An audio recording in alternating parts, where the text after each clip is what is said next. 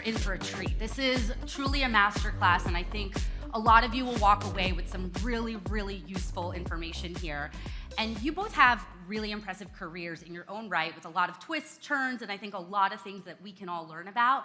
But before we get into your impressive careers, let's go all the way back to home, because there's a thread here that kind of leads you back to home. Vivian, specifically you grew up being exposed to financial information early on as a kid, and we want to know about that experience for you and how it sort of shaped your relationship with finance and financial health. Yeah, so hi guys. So nice to meet everyone. I'm Vivian, otherwise known as Your Rich BFF online. Growing up, I was the only daughter to two Chinese immigrant parents, so there was very much a put your head down, work hard mentality, and we talked a lot about saving and budgeting, and there's this Chinese phrase my dad would say, 钞票要用得到, which translates to money needs to be used on the knife's edge. And we talked a lot about the scrimping and the saving, but there was no conversation around growing your wealth or increasing what we had coming in. And the best story I have about this was, I remember it was like tail end of middle school, early high school.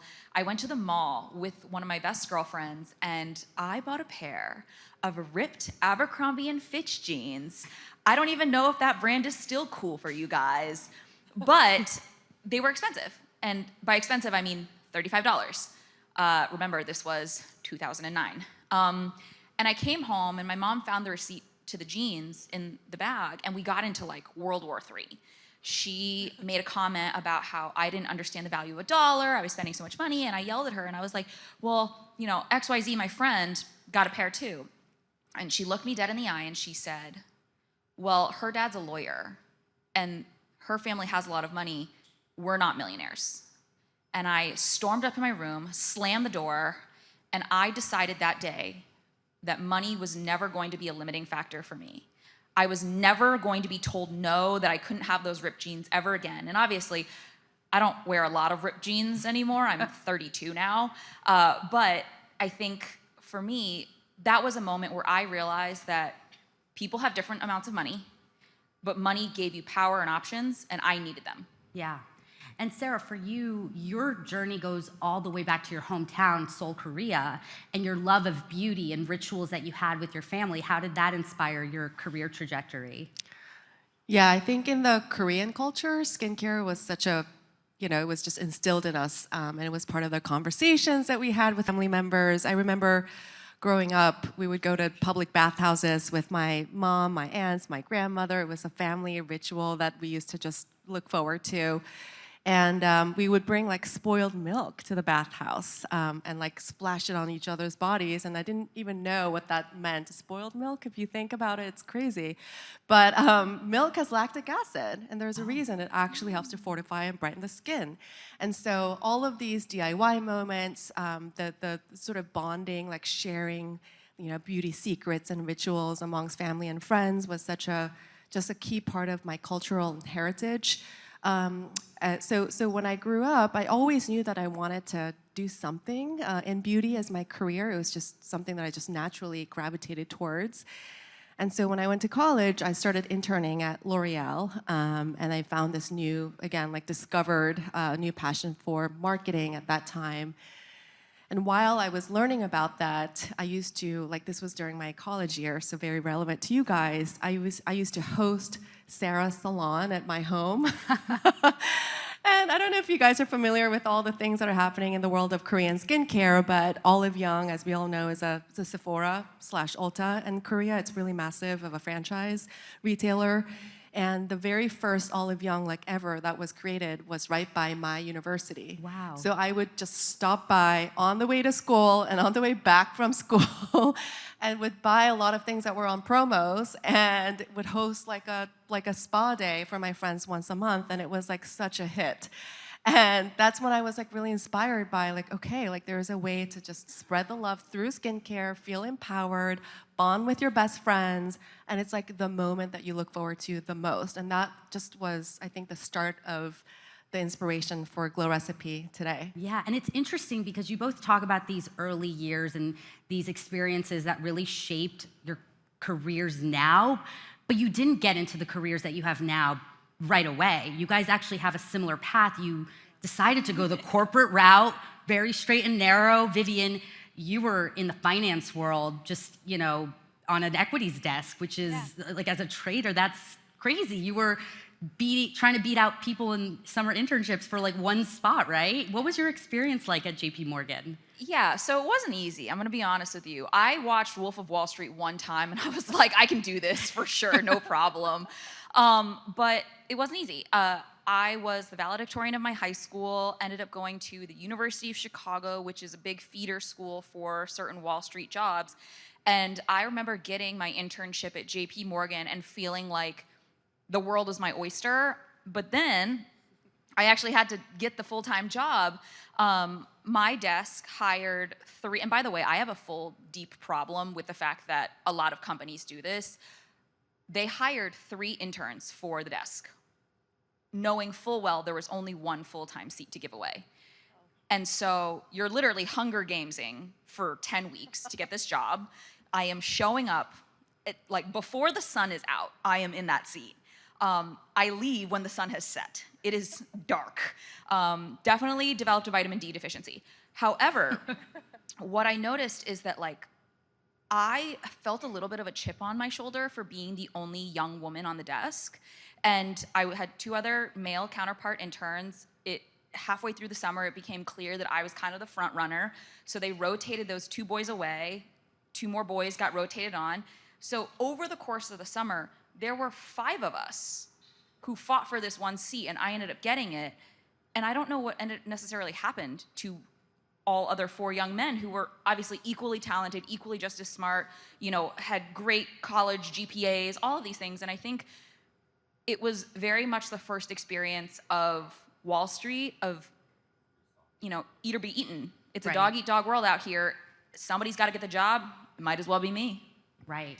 And there was a moment where you said, I'm going to leave and go a completely different route. And you went to BuzzFeed. Yeah. What was that like? I wish this was a better story, guys, but I just want to tell you because these kinds of things do happen. When I started my job at JP Morgan, I had the best manager ever. She was the only other woman, only other Asian woman, and she was amazing. She was a mentor to me, still is to this day. She was at my wedding. I would get like the hand-me-down, like Burberry coat from her closet when it no longer fit her. I was super into it. And she taught me a lot in the first 1.5 years. But then the head of my desk ended up getting let go. When that happens, there's a big shakeup. New boss comes in, fires half the team. All of a sudden, I'm working on a desk that I don't even recognize, that I'm like, wait, I did not sign up to work with this team. I get a new manager, and that was the beginning of the end. I just couldn't get a thing right with him. Yeah. He didn't like how my nails click-clacked on the keyboard. He didn't like how I did my makeup. He told me I was too girly for that job. And one day I came into the office with a long cardigan on, and he touched his hands together and bowed at me and said, "Is that a kimono?" Wow. And I'm seeing the faces in the audience, and I think that's a good thing, because that type of behavior is so unacceptable now. And frankly, it was still unacceptable in 2017, but it happened. And so I run to my mentor's desk and I'm like, I'm quitting today. And she goes, don't be an idiot. You don't have another job lined up. Fair, well played. So I sit my butt down, I continue working, and that night she took me out to dinner and I told her what had happened, and I could see the disappointment on her face because she was 15 years older than me. When she was coming up, it was even worse, right? Like that kind of thing was just okay. Right. But that is when I knew I needed to get out of that job. And fortunately, because of the network I'd built, she introduced me to a woman who had left finance to go into the tech media world, and that woman became my very first boss at BuzzFeed. Wow, that's Yeah. interesting. And then there's another pivot that comes after BuzzFeed. Yeah. But Sarah, you similarly on that corporate path, you started at L'Oreal in Korea, and you worked your way up so high up the corporate ladder that they moved you to New York, right? What was that sort of shift like? And did you think that was just gonna be the career path you were gonna take on forever and ever? Well, first of all, it was a dream to be able to work in New York City. It's everybody's dream, right, around the world. I remember at L'Oreal in Korea, they had initially asked me to go to Paris, actually. So there are a lot of pivots. I mean, this is going to happen to all of you guys here. Pivots, like curveballs, like random things that happen to you, and you just have to like follow your gut, along the way. But I was excited to go to the HQ of L'Oreal, which is based in Paris, and again, that was also a dream. But I realized, and this was I'm much older than you, Vivian. This is many years ago. And I remember, walking the office in Paris and everyone speaking only French in the global office. And I think a lot of things have evolved since then, to be honest. But at that time, I was like, wait, I'm 20, like mid-20s. I want to start contributing right away and not feel like I have to learn the language and the culture and the corporate, all of these in order for me to actually, make a difference. And so I actually went to HR, and that was a big moment too, where they were like, this is a great opportunity that's given to you. You should be a little bit, grateful for it. And I did sort of, looking back, it was pretty brave of me to say, well, actually, I really want to just jump right in, get to work. I'd love to go to an English-speaking market first. That being said, I want to go to either New York or London. And then, maybe I can make my way to Paris at some point. So anyway, long story short, they did actually end up sending me to New York, which is actually incredible because, again, it was something that I didn't think would happen even. It never happened before me, by the way, from Korea. So you were the first from that office. I was the very first expat that was sent to the New York office. And it was kind of like a chip in my shoulder, too. It's like, wait, I kind of need to show that I can work hard, make a difference, and do a good job. And so I worked my off just like Vivian. I was there before everybody else showed up at work. I was there after everybody left, and then really just committed myself. And I think I started to really climb up the corporate ladder. And I ended up working for L'Oreal for about 11 years, mostly in marketing and product development functions in various brands and also channels. At L'Oreal, they had the professional division, which is for the hair salons, consumer division, which is for the Targets and Walmarts of the world, and then the luxury division, which is Sephora and department stores. And so I wanted to check off the list of being able to move around all three divisions, rotating different sort of functions to be well-rounded, ultimately to become a CEO. That was my goal. Well, was your goal to be CEO at L'Oreal, or did you want to? Because while you were at L'Oreal, that's when the idea of Glow Recipe came up, right? Yeah, it did. Yes, generally speaking, I wanted to aim for GM CEO role, but I also looked around and I saw that it was limiting. A lot of the top layer at that time, I think things have evolved now, but at that time were men. So again, a lot of similar challenges that you've seen. And, a lot of them were from France. And so, I kind of looked around and I thought, okay, I do want to get there, but how do I get there? And I was asking the questions to HR, my supervisor, all of that. And while I was sort of thinking about all these things, while I was at an executive level, my co-founder and I decided to, co-found Glow Recipe, and that was a big aha moment because we both felt the passion to bring the latest and the greatest Korean skincare and the technologies and the know-hows and bridge the gap between Korean manufacturing and the global consumer. And that's when we decided to jump right into the entrepreneurship. But before then, I definitely had this phase of wondering, could I get there? Yeah. What would it take?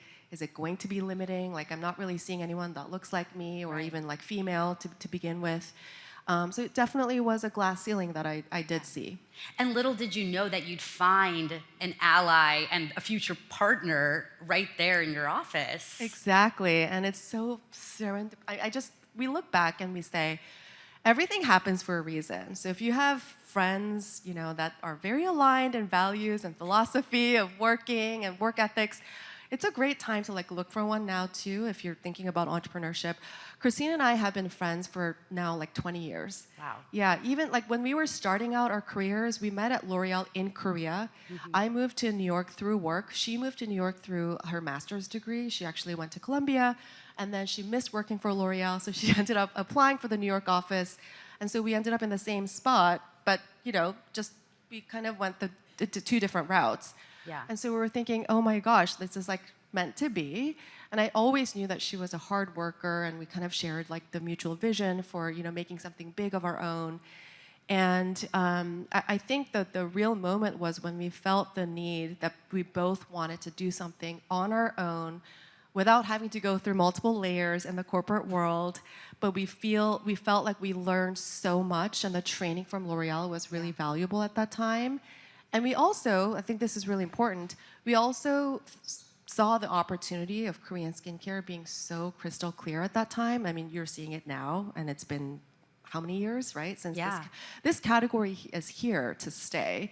And we always, as product developers, were tasked to think about the next big thing. And Korean skincare was that. And so we were just, I mean, I still remember that day. Like, she was over at my apartment in New York City, my studio apartment. We're sitting on the couch, just like this, two girls, sheet masking, drinking wine, catching up, and then boom, like we had this idea. That was a leap. And speaking of leaps, Vivian, you took a leap going from finance into the tech media world, and then you decided that's not enough of a pivot. I'm just gonna go off and start your rich BFF. Yeah. So it's not quite that simple. When I got to BuzzFeed, when I started at JP Morgan, I started with a summer analyst class. So I had 125 best friends built in. It was so nice. You knew who you could text to go get coffee with you. You knew who you could like count on Friday night to go to the bar with you. But when I moved and went to BuzzFeed, it was an off-cycle hire. I didn't start with any group of people straight out of college. I didn't know anybody, and I had no friends. And I was desperate for friendship at work. So during our lunch hour, I would sit there and like meet new people, what have you. And as soon as they found out that I had worked on Wall Street, they would immediately say, "You're gonna help me rebalance my 401k. Which health insurance plan should I pick? Are our company stock options worth anything?" And they would ask me these questions. And in particular, there was a girl who was hired right around that time. I call her my work wife. She is still one of my best friends to this day. Her name was Allison, and she was the most famous person I'd ever met. She had 10,000 followers on Instagram, which I feel like is just the average Instagram following of people who go to the University of Miami. And she had a small food blog. And so she would show people how to make like sesame tahini chocolate chip cookies, or like one time she took me to lunch, and afterwards I was like, "Oh, like, yeah, like I got it, don't worry." And she's like, "No, nobody's got it. Like, I'm just gonna take some photos and then lunch is paid for." I'm like, "What do you mean? Like, this is dining and dashing and also illegal." And she was like, "No, like if I post about this restaurant, they'll comp the meal."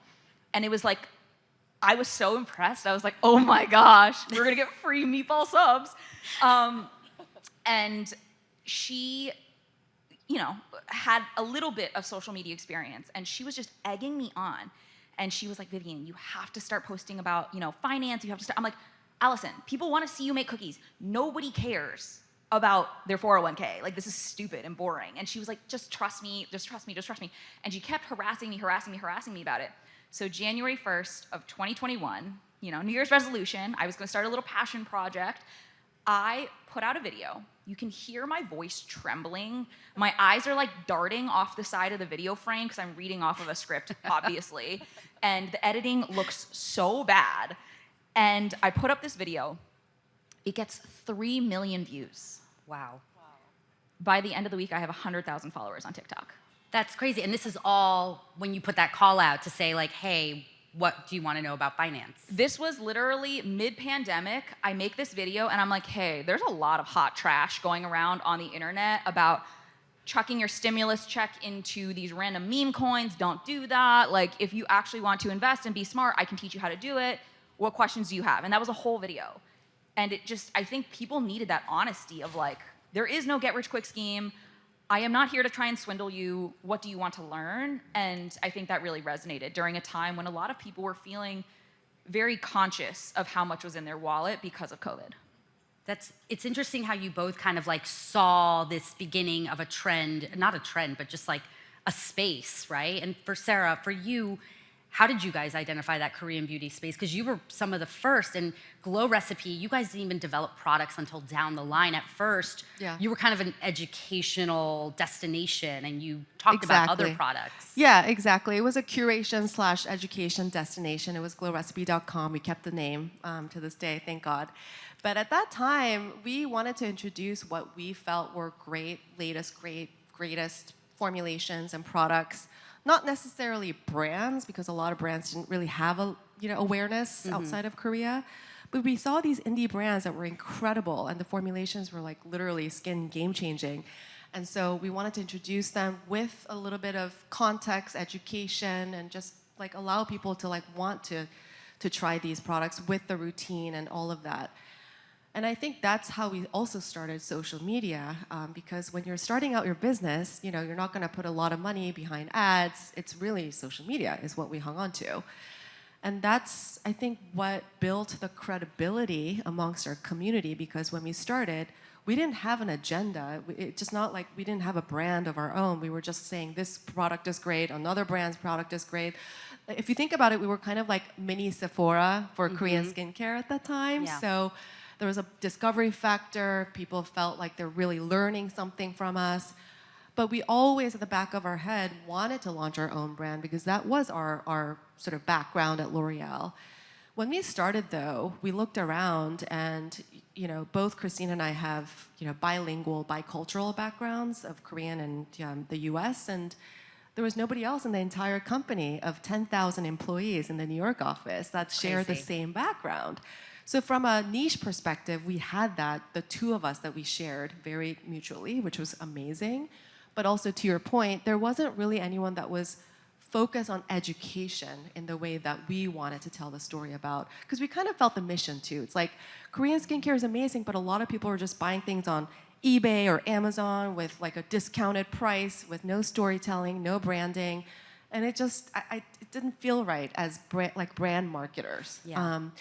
And so we were kind of doing that for the first 2 or 3 years, and we thought to ourselves, it's really interesting because people love the core tenets of Korean skincare that are sensorial, super innovative, actually like really efficacious on the skin.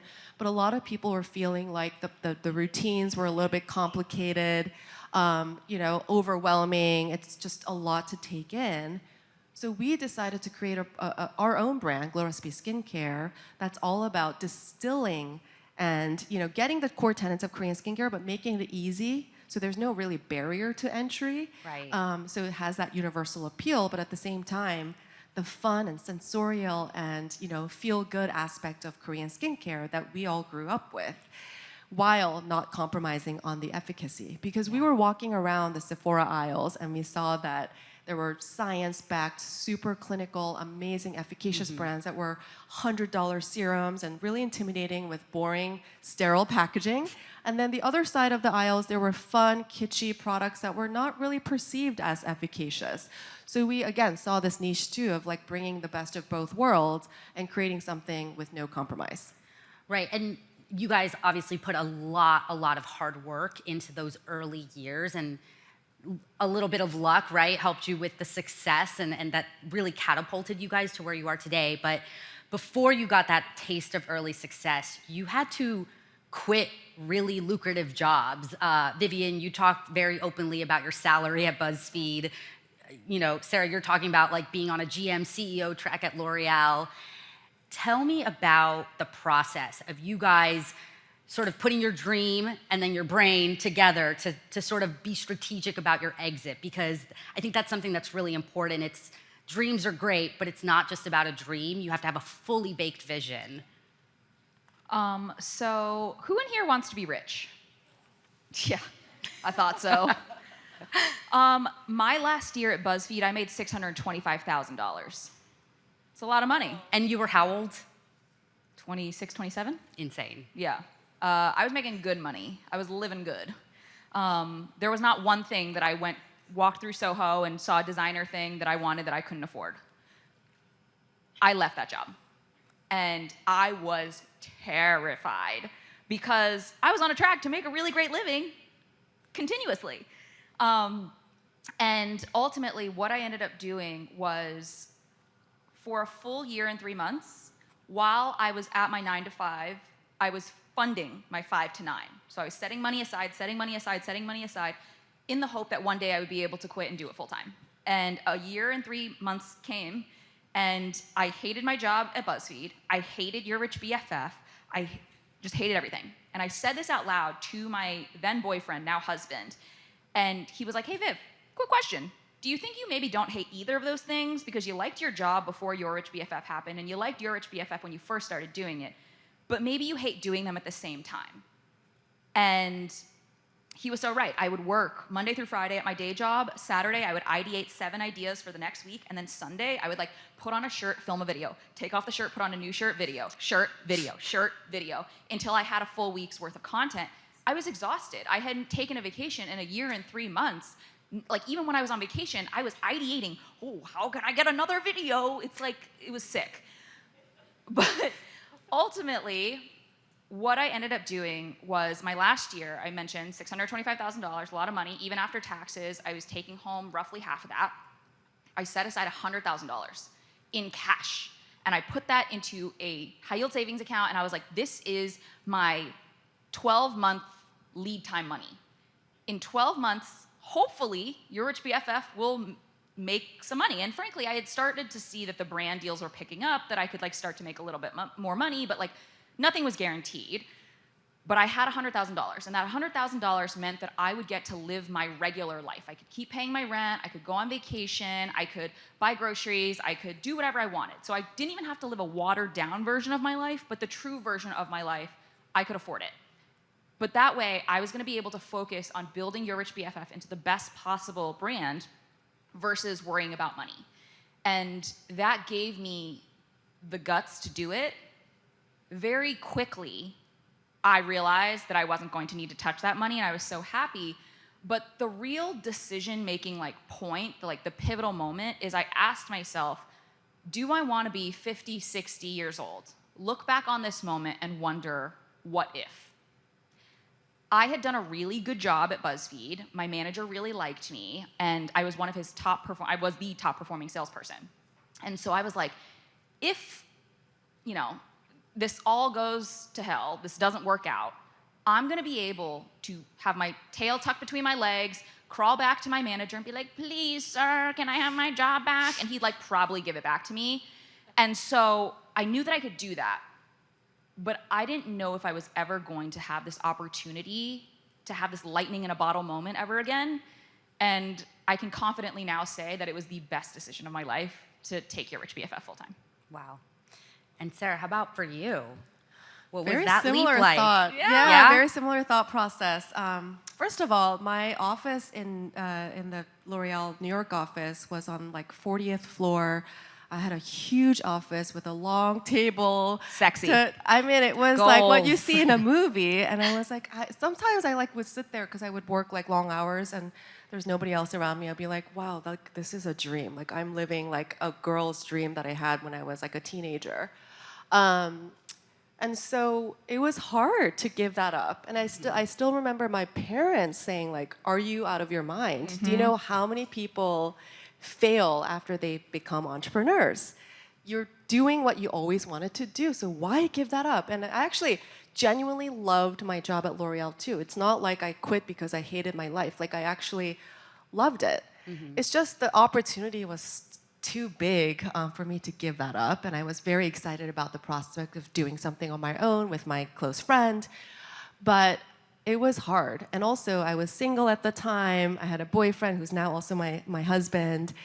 And I didn't, practically speaking, no health insurance. I didn't really know, if I should give myself salary. There were a lot of, pragmatic things that I just was worried about as well. But I ultimately decided to quit my job because I thought, I'll give myself 1 year. So similar that we thought this way. Some strategy behind it. Some strategy, but the without... strategy was just that I felt like in 1 year we'd have to cut bait. Exactly, and go back to the job that we all both loved. Right. I mean, that's literally what Christine and myself were talking. We actually really enjoy our job. So the worst case scenario is going back to what we already love. So how can it be that bad? Maybe we're delayed by 1 year. for being promoted. That's okay in a grand scheme of things. So we actually talked it out. Yeah. But until then, of course, like there were a lot of sleepless nights and, you know, sweat and all of that and conversations, hard conversations with family members. And I still, even my husband at that time, he was like, "Are you sure?" You know, like, I mean, everybody was just like, "This is what you always wanted to do." But again, I just felt very confident that if I give myself 1 year, if it doesn't work out, I probably could go back to the job that I always loved. And that was a complete shift in perspective. And but because of that too, because I gave a time frame, and we actually had a business number in mind, like a goal of $1 million. If we don't achieve $1 million in sales in 1 year, we're not doing this right. That means we have to go back. So we gave ourselves like a very sort of specific goal with a time frame. And that actually was achieved, by the way. Congrats, that's amazing. Yes. And so, love hearing about the success, the great arc that your stories have. But we have to also talk about like the bad and the ugly, because there is a lot of bad and ugly, I'm sure. And I want you each to share a setback that really, really, really tripped up your confidence. Because you were both really confident in yourselves, you put a lot of investment in yourselves, you took a lot of leaps on yourself. Talk to us about a time where you were like, your confidence was just shot, you were second guessing everything, and how'd you navigate that? You ever been so down bad you cry in the shower? Because I cried in the shower after I hired my first assistant, and she lasted 52 days. She was not particularly bright and also did not want to work. And I think that really shook my confidence, because I even knew that there were red flags during the hiring process, but I was so desperate for help. And this is a point where my business has gotten so big, it's so unmanageable. I am working 14 to 15 hours a day. I'm exhausted. I need somebody to help me. And I was just like, I'll take anybody. And that process not only cost me a ton of money, because I hired her through a staffing agency, so I had to pay the staffing agency to find her. But two, it cost me a lot of time, and I had to train her, and it ultimately, I felt like, was a failure on my part that I couldn't make it work. And I will say, I probably didn't feel good about that experience until I hired my next assistant. I really learned from that moment. I now hire very slow and I fire very fast. But that Always a lesson. Always a lesson. That next assistant stayed with me for 1 year, was immediately promoted, and is now my podcast producer. Wow. So she's been with me since. We've been together now almost 3 years. She is smart, hardworking, just loves to win, and we have such similar ethoses when it comes to like work. And it literally feels like I dreamed her up in an imaginary factory, like she's perfect. And I think it just goes to show that it's not even necessarily that I made a bad hire, but I made a bad hire for me for the first go around. And it's okay to take a step back and realize like you might have to reassess, recalibrate to be able to come back stronger. Yeah, I had to gut it out for a few months with no help. That sucked. I had to work a lot more than I would like to. But ever since then, I've made very smart, meaningful hires, and now we have 4 or 5 people full time. And each of those has been very, very value add to my business. It's a great comeback. Yeah. That is a great comeback. I have so many stories. I don't know even where to start. But the first, I mean, we've made a million mistakes, failed, tried again, you know, experimented. Like, it's just part of running a business. You'll all come to realize that. At first, you take everything personally, by the way, and you're crying in the shower, like in the subway, like I was crying every day. But then you kind of get over it, and you're like, wait, that's okay. It's all part of the process. Yeah. So again, it's a shift in perspective. But I remember the very first time it was really painful was before we even created our own brand, we were helping some of the Korean brands that we were curating to go direct to large retailers in the US. So in a way, we were like distributors or agents, if you will, kind of like the middlemen. Yeah. And one of the brands basically backstabbed us. Yeah, I mean, we had a contract, but, they kind of like left out a clause where we could claim it back, and they went straight to, this retailer and took our money and all of the hard work and the prep and the pitch and all of that, and went in, and it just felt like somebody hit us really hard with a huge rock. I couldn't believe that had happened, and it was very early on in the business. So this level of betrayal wasn't something that we were prepared for. Yeah. And that was tough. But you know what I think kind of got us through a few things? First of all, I had a co-founder. So it was great to just have that, friendship, but also like a sounding Someone to board, if lean you on, will. yeah. Yeah, you can vent and it stays within the two of you guys and nowhere else. That actually really helps with the mental stability in the beginning. But also, we ultimately, in a few weeks, found out that the retailer was not happy working with them direct because they didn't really know or understand, how to communicate efficiently with the U.S.-based retailer. So they actually ended up coming to us. So it took some time for us to recover the first big, situation. Does that brand still exist? It's much smaller. Karma. Definitely it's there. Thanks for the question. But yeah, I mean, it felt like our lives ended, honestly, when that first happened. And then there were so many other things. I remember, we had to onboard a warehouse and we were selling out of a product, but they couldn't keep up. So our customers were angry and upset, and they were feeling betrayed by us. So I remember having to write personally between Christine and myself, dividing and conquering, emails and handwritten notes, apologizing profusely, sending them more products, and it was a loss. Yeah. From a P&L perspective, we just decided to do that because it was important for us to keep that integrity and make our customers happy. But again, these are just one or two of countless problems that we faced. But each and every time we had that issue, we would just pick up the phone. I still talk to Christine more than I talk to my husband, and just rely on each other. And honestly, it really got us through. Oh, it's great that you have that partnership built in too with your friendship.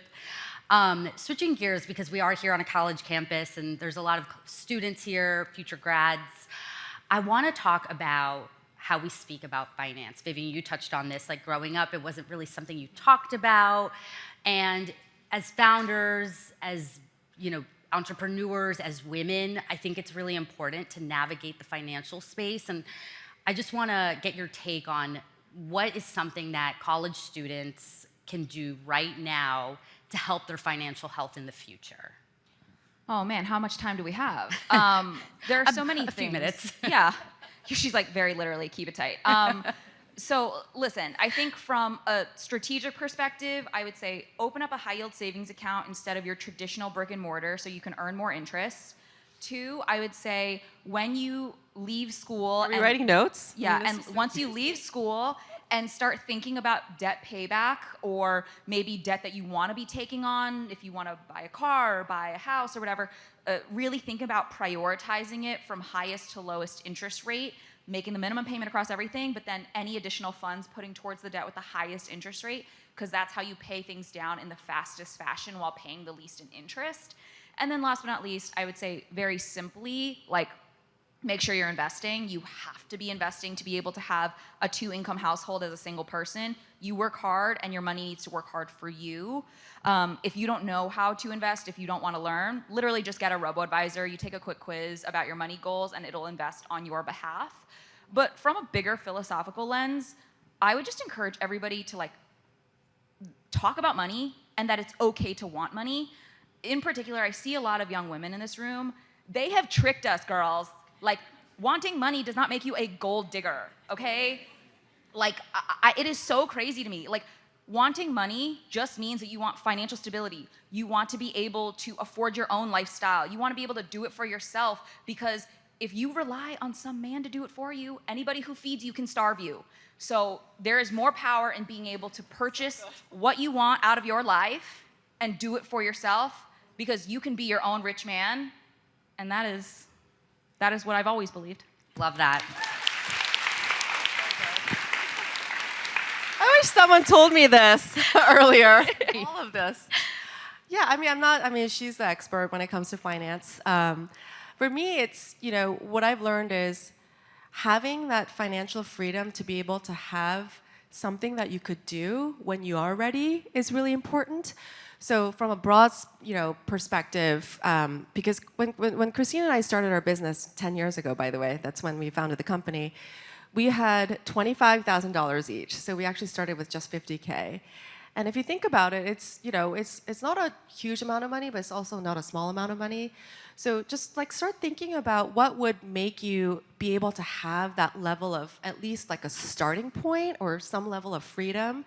Because had we not done that, then I don't think we would have been able to start anything. But also, we were trying to be responsible because, again, there's a lifestyle that we needed to live by. We're obviously a lot more scrappy, if you will. But the other part was learning how to negotiate and making every little thing matter versus being irresponsible. So both of us have that mutual sort of philosophy. So when we go to, let's say, a manufacturer, we didn't really take no for an answer initially because we were desperate, right? When you are that stage, you learn to become even more bootstrapped and scrappy. So I remember, a lot of manufacturers there have their MOQ, which is called minimum order quantity for product production. And we said, well, I understand your MOQ is 10K, but we're starting this out, but here's a vision. I'm gonna give you this by year 1 or 2. Let's start with MOQ of 5,000. So learning how to kind of navigate and negotiate early on to get what you want, but then making sure that the other person feels comfortable because you're giving them the vision and the dream that you truly believe in, you're not making it up, I think is another thing to think about because you have to give yourself room for yourself, but also for your business. Yeah. Vivian, kind of switching gears, something that I feel has been coming up a lot with Gen Z specifically is the topic of pay transparency. Yeah. And I want to get your take on it because you have a really interesting anecdote kind of around that when you were at BuzzFeed. I think you guys should talk to each other about what you're making in your internships, in your full-time jobs. Talk to your friends. Same girlfriend that I mentioned, Allison. I remember one year I was going in for my end of year review. I was going to ask for more money. And I dragged this girl into the bathroom and I was like, Allison, how much do you make? And she was like, okay, first off, this is a hostage situation. I'll tell you. She ends up telling me. I then go, I'm like, okay, cool. This is good information. Thank you. I go back and she was like, by the way, let me know how it goes. I'm like, cool, got you. I go into my negotiation and I say, given what I've been able to contribute to the team and the amount of deals that I brought in, I believe a raise of XYZ would be commensurate with the work that I've done this year. I stop talking. I get the raise. I now make the same as Allison. Allison, however, is a couple years older than me. I want to say 3 or 4 years older than me. So I'm like, okay, thank you. This is a great conversation. I leave. I go back to my desk. I'm like, Allison, let's go to the bathroom. And she's like, okay. I drag her into the bathroom. I'm like, Allison, just so you know, now this is what they gave me. You're older than me, and you have more experience than me. You should be asking for more money. She goes, heard. She goes into her salary negotiation, and she's like, I believe that based on the experiences and the work that I've done this year, I believe a raise of XYZ would be commensurate. She gets an additional, I want to say it was $5,000 or $10,000. And then she comes back out, and she's like, let's go to the bathroom. So we have gone to this bathroom, and we're standing in the handicap stall, literally whispering. It's insane. And she's like, just so you know, they gave it to me. And that is when I realized me getting paid more does not take away from Allison making more. In fact, it actually helps us both. Because when you have more information about pay, more information about transparency, you have more knowledge. And when you have more knowledge, you can more effectively negotiate. And I think that is so important because when we have more knowledge, we take the power from the folks up at top who are deciding all of these things for us and put that power back in our pockets. And it's really important because right now, we have to be making more. The way the retirement system has changed, we don't get pensions anymore. Our companies are not taking care of us so that we can have a good retirement. You need to take care of you to have a good retirement. And with that, you need to make more money. Yeah. Well said. I think they're wrapping me, but I do have a quick rapid fire. Do we have time for that? Okay, so these are short answers from you both. And, we thought it would be fun to go through some of these questions really quick. So I want to start, and let's keep it short. Best and worst piece of advice you have ever received? Best is something I give that I heard from a mentor before. Dream big, worry less. You'll figure it out. Worst is say yes to everything. Do not do that. You have to stay focused, stay in your lane, vision. Obviously, when there's a massive opportunity, you can pivot a little bit, but don't say yes to everything. You'll stretch thin. Okay. Best is you can only save as much as you earn, but you can always earn more money. Focus on growing your wealth versus trying to scrimp and save. And the worst piece of advice was be realistic. Ew, do not trap me in the cage where you live. Okay, I love this. That's a hot take. Favorite part of being a founder and CEO? Favorite part is that I get to impact, the livelihood of 70 plus people of my team. It just feels like I'm making an impact to the community that I'm part of, but also, the creator space and all of that. Like everyone gets to kind of like get the rates, the fees, the payments from us and contribute to some way. But immediately the team, I really think that that's what's the most fulfilling right now. And for you? Most fulfilling thing is that when I worked at JP Morgan, I was making really, really rich guys richer. And when I worked at BuzzFeed, I was making corporations richer. And now as your rich BFF, I get to make regular people richer. And it feels good. Love that. Sarah, favorite part of your skincare routine? Favorite part? I love... Favorite skincare secret? Okay, there's a few. Do you guys all use towels after you wash your face? Yeah. I would say ditch the towel. That's my first tip. Because towels have these little textures, so when you rub it, because typically people don't pat, they rub or tug or pull. It's going to cause a little bit of micro tears on your skin, which will make your skin compromise. You can't see micro tears. Okay. Yeah, literally. That sounds scary. It's really scary, but you can't see it, but it builds over time. And that's when when you start seeing acne, breakouts, skin sensitivity, redness, inflammation.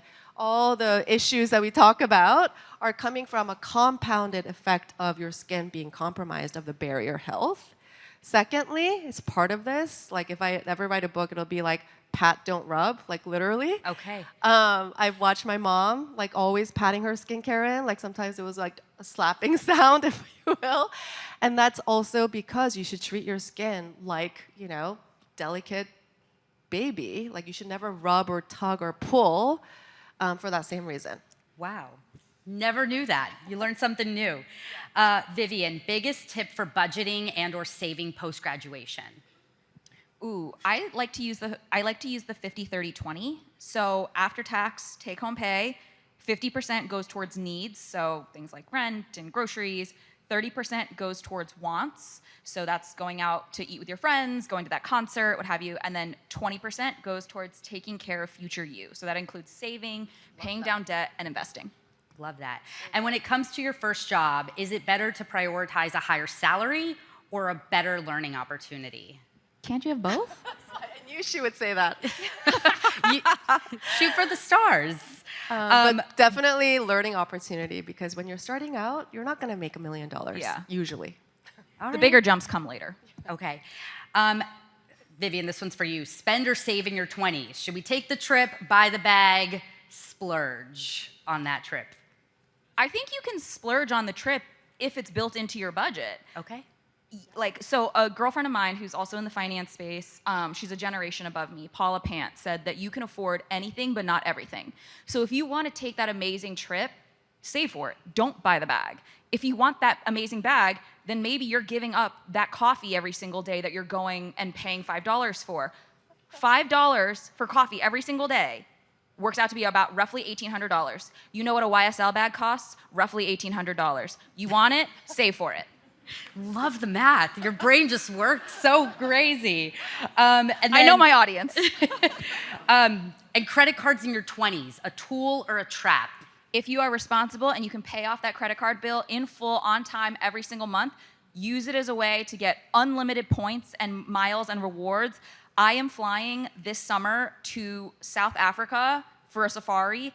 Lay flat. Yes, I will be getting champagne boozy on the plane. And I paid for it in miles. Love that. Love it. Responsible usage. Thank you so much.